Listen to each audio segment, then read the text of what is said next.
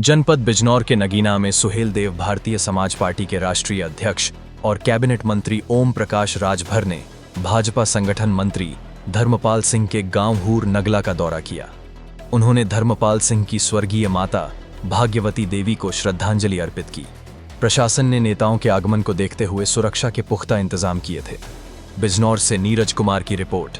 क्योंकि पिछली सरकारें जो कांग्रेस सपा बसपा की रही हैं, उसमें अरबों की संपत्ति का लाखों में बेच करके लोगों ने कहीं माल बना लिया है तो कहीं दुकानें खुलवा लिया है। और आज के तारीख में उस ज़मीन वहाँ माल बने हुए जो है किराया जो वो लोग लेते हैं, वक्फ बोर्ड को किराया मिल रहा है 100 रुपया, वो ले रहे हैं 1 लाख रुपया। तो ऐसे लोगों को बुरा लग रहा है। नियमावली में संशोधन क्या है, पहले उसको पढ़ें। नियमावली में संशोधन है कि जो आधी आबादी महिलाओं की है, तो जो वक्फ बोर्ड के मेंबर हैं, अब तक तो मुस्लिम मेंबर हुए, उनके अध्यक्ष में मुस्लिम हुए, तो इन लोगों ने एक मुसलमान गरीब का नाम बता दें या एक महिला का नाम बता दें कि जिसको वक्फ बोर्ड की संपत्ति बेच करके उन्होंने किसी गरीब को शिक्षा के लिए पैसा दिया हो, किसी बच्चे को पढ़ाने के लिए, किसी को बसने के लिए ज़मीन खरीद के दिया हो या मकान बनाने के लिए पैसा दिया हो, एक आदमी को बता दें। जो नया संशोधन बिल आया है उसमें स्पष्ट है कि जो मेंबर है उसमें 2 महिलाओं को ऐड किया गया है कि 2 महिलाएं भी उसमें मेंबर होंगी। अल्पसंख्यक में सिख, ईसाई, जैन, फारसी हैं, बौद्ध हैं, तो उनको भी 2 मेंबर रखने का ये व्यवस्था है। का बुरा है? जब संविधान कहता है समानता की, समता की बात करता है, तो संविधान के दायरे में तो काम हो रहा है।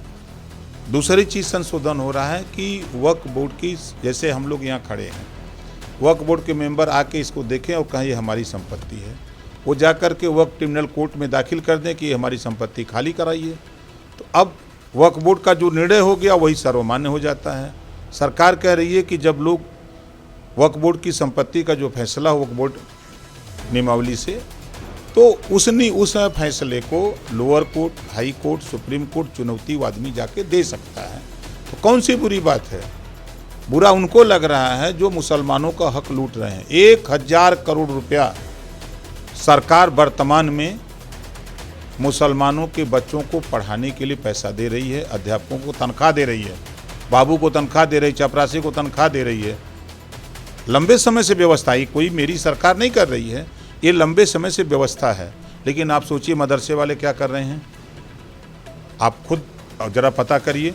जिन लोगों ने मदरसा खोला है और मदरसा के मैनेजर और प्रिंसिपल, अगर उनके घर 4 बेटियां हैं तो पहले वो लड़कियों को नियुक्ति करते हैं डिग्री देकर, फिर बेटियों की शादी करते हैं। इसी नाते खोले हो मदरसा। अरे एक अच्छी शिक्षा व्यवस्था के लिए जैसे UP board, CBSE board, ISC board बना है, उसी तरह मदरसा बोर्ड को क्यों नहीं ले आते हो? हम संशोधन करने जा रहे हैं, बैठकें हो रही हैं, हम वो संशोधन करने जा रहे हैं। देखिए, चाहे यूपी बोर्ड हो, सीबीएसई बोर्ड हो, चाहे आईएससी बोर्ड, कहीं मनाही नहीं है कि आप उर्दू, फारसी, अरबिया मत पढ़ो, कहीं रोक नहीं है। उसी तरह अब यहाँ अनिवार्यता हो कि आपको हिंदी, गणित, मैथ पढ़ना अनिवार्य होगा। ये कानून हम लेके आ रहे हैं और यूपी बोर्ड की तरह, सीबीएसई बोर्ड की तरह मदरसा बोर्ड का भी चयन होगा। सारे नियम एक बराबर होंगे। आपने कोई ऐसी संपत्ति चिन्हित की है प्रदेश में कि जिन पे किराया कम हो या कब्जा किया गया हो, ये खाली कराने की प्रक्रिया? अब हम बोलने लगेंगे तो सपा वाले चिल्लाने लगेंगे। नहीं, हम अब इस समय नहीं बोलेंगे। ऐसी हजारों संपत्तियां, अभी कहाँ घबरा रहे हैं? अब तो हो गया ना कि जो वक्फ बोर्ड की संपत्ति है आप शो करिए, आइए ऑनलाइन, एक पोर्टल बना है, उस पर आपको अपलोड करना है, अब करें।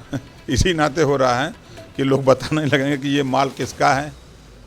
अब आप जाके पूछेंगे भाई ये माल किसका बना हुआ है, तब वो बताएंगे कि हमारा है कि किसका है, कि वक्फ बोर्ड का है, तो आप क्यों कब्जा किए, खाली करो।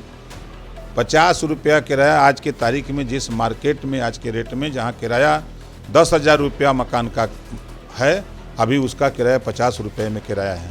क्या यही है नियम? वो पैसा किसके लिए है? गरीब मुसलमानों के लिए है, उनके बच्चों के लिए, शिक्षा के लिए, स्वास्थ्य के लिए, रोजगार के लिए, घर बनाने के लिए। ये बेच बेच के मजा ले रहे हैं भैया।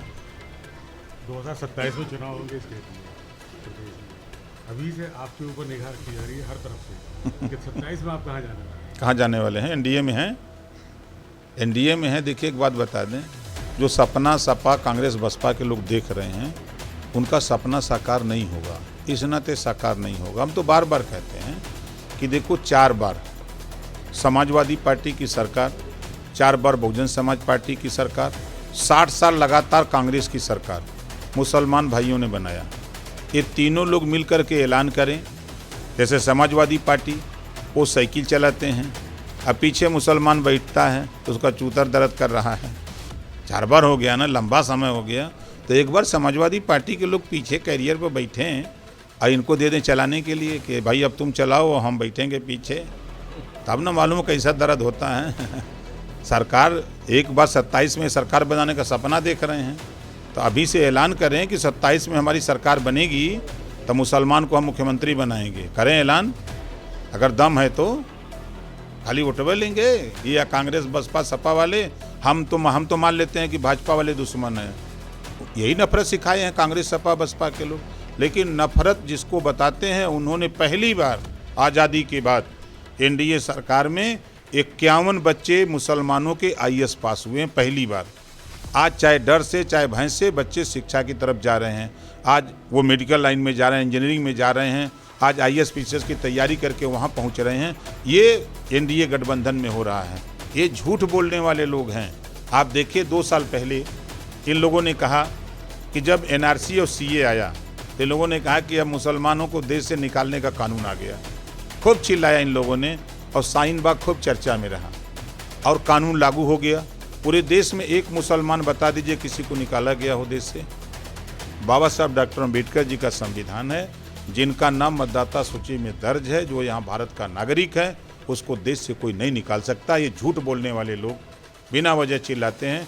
अभी आप देखिएगा वक्फ बोर्ड में, अभी जो आपने सवाल किया ना कि ये आएंगे, अब हम बोलेंगे तो इनको मर्चा लगेगा। समझ रहे हैं ना? ये कभी जो कानून बन गया उस कानून में अच्छा आप और बेहतर करो कि आप सरकार में रहे, कांग्रेस के साथ रहे, आप सपा की सरकार रही, बसपा की सरकार रही। आप आज़ादी के बाद मुसलमान नौकरियों में 38% था, आज कहाँ खड़ा है? 1% भी नहीं है। कौन जिम्मेदार है? भाजपा जिम्मेदार है, कांग्रेस सपा बसपा के लोग जिम्मेदार हैं।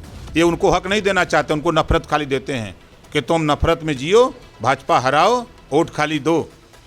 यही नहीं सिखाते हैं। हम लोग सिखाते हैं कि शिक्षित हो, संगठित हो, अपने अधिकार के लिए संघर्ष करो।